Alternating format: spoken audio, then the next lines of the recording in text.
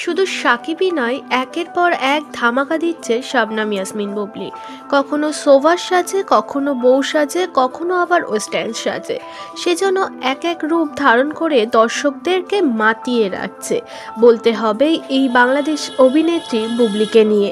বুবলি কিছুদিন ধরে ফটোশ্যুটের সঙ্গে এতটাই জড়িয়ে গেছে যে তার ফটোশ্যুট দেখার জন্য ভক্তরা ওয়েট করে থাকে।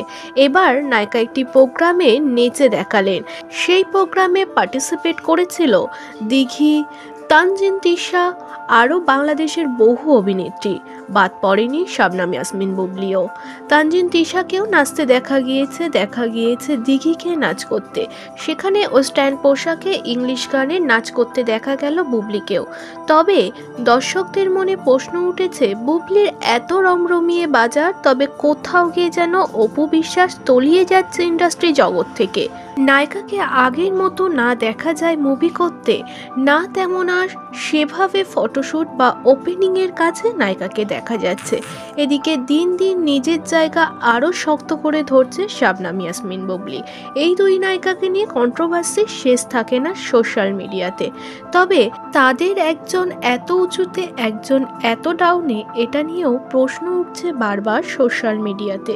আপনাদের মূল্যবান মতামতটি অবশ্যই জানাতে ভুলবেন না কমেন্ট বক্সে। শাকিব খানের দুই বউকে নিয়ে তো এত কন্ট্রোভার্সি শেষ হচ্ছে না সোশ্যাল মিডিয়ায়। তবে জুনিয়র শাকিব কেন বাদ যায়?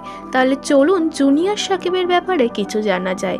জুনিয়র শাকিব নাকি এতটাই ফেমাস, তার নাকি এতই ফ্যান ফলোয়ার্স, এবার রংপুর থেকে এক তরুণী এসে ডাইরেক্ট জুনিয়র শাকিবকে প্রপোজ করলো। প্রপোজ ঠিক না, তাকে এতটাই ভালোবাসে, তাকে এক বিন্দু দেখার জন্য বহু দূর থেকে অনেক তরুণী নাকি ছুটে আসতে পারে। কিছুদিন আগেই এক বউকে জেলে ঢুকিয়ে বিয়ে করেছে শাকিব, তার নাকি আবার লিঙ্গ কাটা। এটা নিয়েও অনেক রকম প্রশ্ন উঠেছে। তবে তার বউ আবার বলছে সে নাকি প্রেগনেন্ট। এবার এই নিয়ে চর্চা শেষ নেই সোশ্যাল মিডিয়ায়। এর মধ্যেই তরুণীরা ছুটে আসে শাকিবের প্রেমে। ভালোবাসা নাকি সেটা আমি জানি না, কিন্তু সাকিবকে আমার অনেক ভালো লাগে।